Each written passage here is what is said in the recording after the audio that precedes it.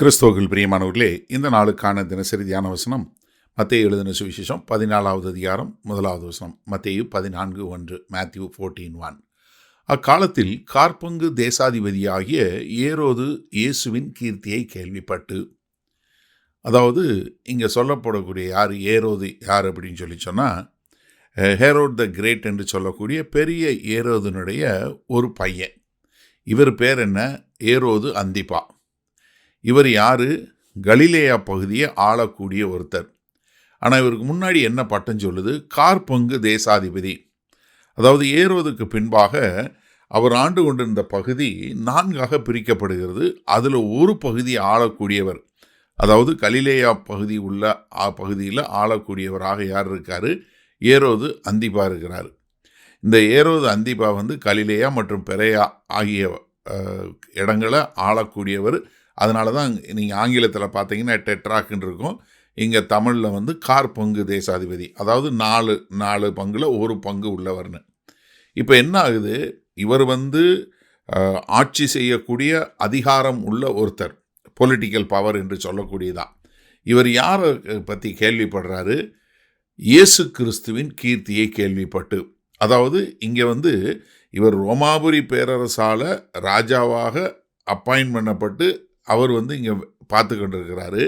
இவருக்கு யார்? கர்த்தராகிய இயேசு கிறிஸ்துவனுடைய கீர்த்தி என்று சொல்லக்கூடிய அளவிற்கு.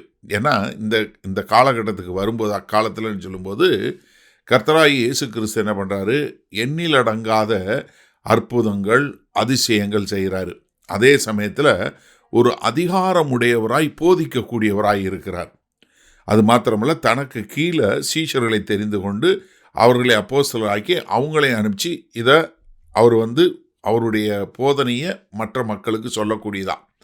அதிசயம் அற்புதம் நடக்கிறது, அவர் பிரசங்கம் பண்ணுவது, அவர் சத்தியத்தை குறித்து சொல்வது, அவர் கீழே சீஷர்கள் போய் சொல்லுவது என்று சொல்லக்கூடியதாக இது எங்கே? அந்த முற்றி உள்ள, அதாவது எல்லா கிராமங்கள், ஜப ஆலயங்கள், இப்படி எல்லா இடங்கள்லையும் போனது. இது எங்கே வருது?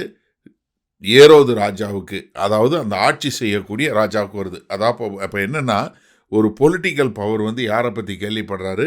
ஒரு ஆவிக்குரிய ஒரு அதிகாரம் உள்ளவரை குறித்து கேள்விப்படுறாரு. இப்போ ஏரோது இது யாராக இருக்கும், இவர் யார் என்னன்னு சொல்லி யோசிக்கிறாரு. நீங்கள் அடுத்த வசனத்தில் பார்த்தீங்கன்னா, அவர் யோவான் ஸ்நானகனாக இருக்குமோ என்று சொல்லி இது பண்ணக்கூடிய ஒரு காரியம். இப்போ என்னென்னா, 2 காரியம் பாருங்கள். ஒன்று அவருக்கு ஒரு ஆர்வம் இருக்குது, ஆனால் அவர் என்ன, அவருடைய போதனை என்று சொல்லக்கூடிய, அதனால் அவர் மனம் திருந்தியவராக இருக்கலை. 2வது என்ன, அதாவது அங்கே வரக்கூடிய ஒரு சாட்சியினால் வரக்கூடிய ஒரு காரியத்தை கேள்விப்படுறார். இந்த 2ஐயும் கேள்விப்பட்டு தான் அவர் ஏரோது அந்திப்பா இயேசு கிறிஸ்துவை குறித்து கேள்விப்படுறார். சரி, இந்த நாளில் இந்த வசனத்தை நம்ம எப்படி எடுத்துக்கொள்வது? ஒருவேளை இந்த டெய்லி டிவோஷன் மூலமாக தான், இந்த தினசரி தியானத்தின் மூலமாக தான் உங்களுக்கு முதல் முறையாக நீங்கள் கர்த்தராகிய இயேசு கிறிஸ்து குறித்து கேள்விப்படுறவங்களாக இருக்கலாம், இல்லை ஏற்கனவே நீங்கள் கேள்விப்பட்டவங்களாக இருக்கலாம். ஆனால் உங்களுக்கு இயேசு கிறிஸ்துவை குறித்த ஒரு கியூரியாசிட்டின்னு சொல்லணும் இல்லையா, ஒரு ஆர்வம் இருக்குதா? இல்லை அந்த ஆர்வம் அவர் தேவன் என்று சொல்லக்கூடியதாக உங்களை மாற்றக்கூடியதாக இருக்கிறதா? இப்போ ஏரோது இயேசு கிறிஸ்து யார் என்பதை அறிந்து கொள்ளக்கூடியவராக இருந்தார். ஆனால் அவருக்கு என்ன வந்தது? ஒரு பயமும் ஒரு குழப்பமும் தான் வந்துச்சு. ஏன்னா அவர் என்ன, உண்மையை குறித்து கேள்விப்படக்கூடியவராக பக்கத்தில் இருந்தார். அது என்ன பண்ணலை? அவர் மனம் திருந்தியவராக மாற்றவில்லை. அதே சமயத்தில் அவர் இயேசு கிறிஸ்துவின் கீர்த்தியை கேள்விப்பட்டார். ஏன்னா ஏரோது கேள்விப்பட்டது என்ன? கேள்விப்பட்டிருப்பார், யாருக்கு எப்படி அதிசயம் நடந்தது, அவருடைய போதனைகள் என்ன, அவர் நடந்த அற்புதங்கள் என்ன, இதெல்லாம் கேள்விப்பட்டவர் என்ன பண்ணலை?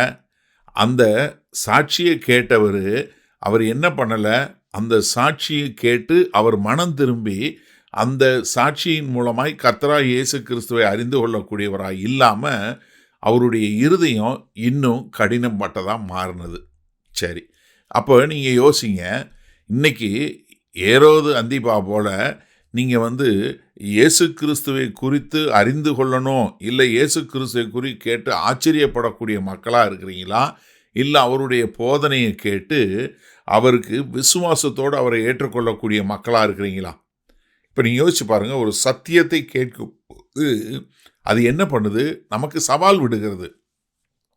இந்த சத்தியத்திற்கு கீழ் அதிகாரத்திற்கு கீழ்ப்படு என்று சொல்லக்கூடிய அதிகாரத்துக்கு நம்மளை கொடுக்குது.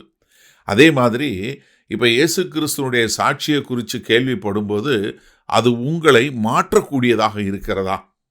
அப்போ நீங்கள் எப்படி இந்த நாளில் ஏரோது அவ்வளோ பெரிய ராஜாவா தேசத்தை ஆளக்கூடியவனாக இருந்து கேள்விப்பட்டு ஆனால் அவன் மனம் மாறலை, நீங்கள் எப்படி? வல்ல பிதாவே, இதோ ஆளுகை செய்யக்கூடிய அதிகாரத்தில் உள்ள ராஜா கர்த்தராகிய இயேசு கிறிஸ்துவனுடைய அதிசயங்கள், அற்புதங்கள், அவருடைய போதனைகள், அவருடைய சாட்சிகளை கேட்டோம், மனம் திரும்பவில்லை.